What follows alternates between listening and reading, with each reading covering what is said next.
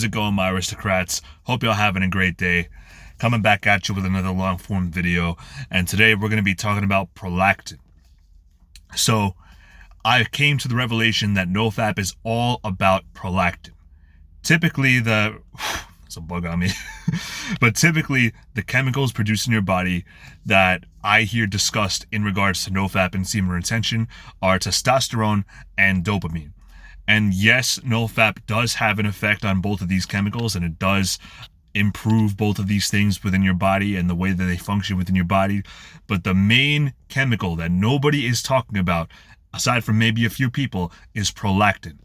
So what prolactin is, it's the chemical that's produced in your brain that basically signals to your body that it can relax and become lazy and such like that. And this chemical spikes after ejaculation.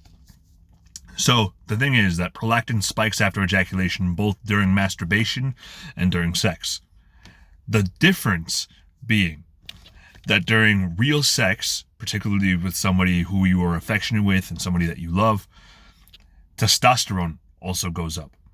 So the draining effect of an increased level of prolactin is not felt to the same degree with real sex with somebody that you are affectionate with. However, when it comes to masturbation, the prolactin spikes, but the testosterone doesn't go up. And that's where the problem lies. So basically what happens is because you're masturbating and because the prolactin is going up and the testosterone won't go up, your energy levels are way, way down. And that's why most of us take about 3 days to recover from a relapse, sometimes 4, sometimes 5, sometimes 6 even, depending on what person you are, how many times you relapsed. But prolactin is really the chemical that we need to learn how to get under control. And so what Nofap does is it decreases levels of prolactin within the body for a prolonged period of time. Oftentimes what happens is that when you're relapsing, especially when you're relapsing back to back to back to back, you're releasing a lot of prolactin in your brain. And what's happening with that prolactin is, especially if you're fapping every single day, that prolactin is spiking every single day too. And what does that do? It causes you to be perpetually in a state of laziness and drowsiness and other such feelings like that, because that is the feeling that is most normally associated with prolactin. And that's the feeling that prolactin is supposed to give you. So the reason why the brain does this is because during ejaculation, the subconscious cannot tell the difference between ejaculation during real sex and ejaculation during masturbation. And so because it can't tell the difference, it releases prolactin. And the reason why it does this is because it's supposed to fulfill this, or rather it's supposed to signal to your body that you fulfilled your duty. Your duty, of course, being to procreate. And so that's why the chemical is released during sex. But as I said, with sex, testosterone also goes up. So, I mean, the energy effect isn't felt to the same degree. But when you masturbate, the testosterone doesn't go up. And so that's, as I said, where the problem is. So when you're on Nofap for a prolonged period of time, your prolactin levels will also decrease over a long period of time.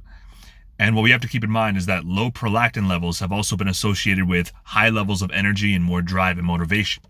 So the chemical that we really, really need to be focusing on is prolactin. So here's a couple of tips in order to first of all recover from relapses, and second of all to decrease your prolactin levels. So these tips will kind of apply to both, but the biggest one that I'll have to give you guys is definitely to get a lot of vitamin B6 and B12.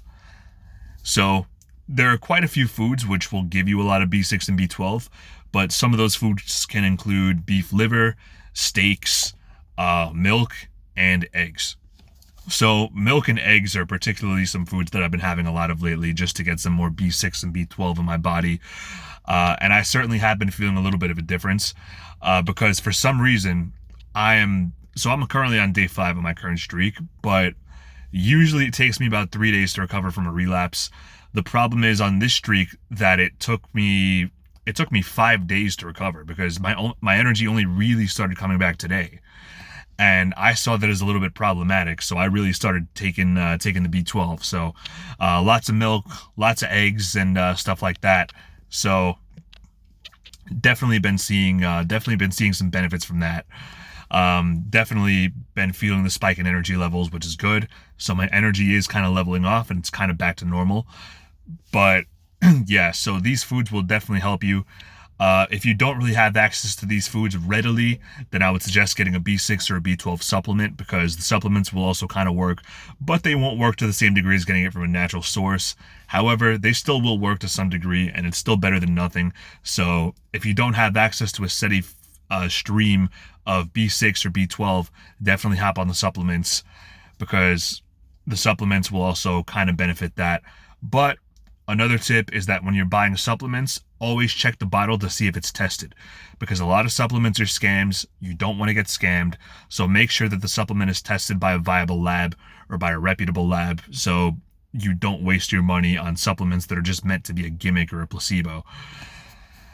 So yeah, that's kind of the biggest tip to increase B6 and B12 consumption, to decrease prolactin, but also spending a lot of time outside and getting your normal dose of sunlight and stuff will also help to decrease prolactin, because of course natural vitamin D, especially from sunlight, has also been attributed to higher rates of energy and a higher degree of motivation and drive and such like that. And that's of course what we want, because that's what we need to in order to pursue our goals. So those are my two big tips for you guys. Eat foods with a lot of B6 or B12, and if you can't do that, get the supplements, and be sure that you're getting a lot of sunlight. Be sure that you're getting those sun rays in at least 15 minutes a day, as recommended by health experts. But if you're asking me for my recommendation, I'm going to recommend you a little bit more than that and say to go to 30 minutes at least per day. I try to get an hour per day, but it's actually been very hard to do so lately, because the air quality in my city has not been good due to the wildfires up in Canada. But when the air quality does improve again, I will be spending more time outside, and so I really hope to get back on that soon. But for all of you who live in normal air qualities, definitely spend that time outside, definitely get that sunlight in, and you'll see the benefits. So that's going to be it for this one, guys. Be mindful of prolactin. Try to research some ways and how to lower it, because the tips that I gave are very helpful, but they're not the only things that can lower prolactin. So definitely do your research. Do your research about what prolactin is, and do your research on how to lower it. And keep in mind that Nofap is all about prolactin. It's all about getting that energy and that drive and that motivation to achieve our goals and become our best selves up. That being said, I'll see you all in the next one. Peace.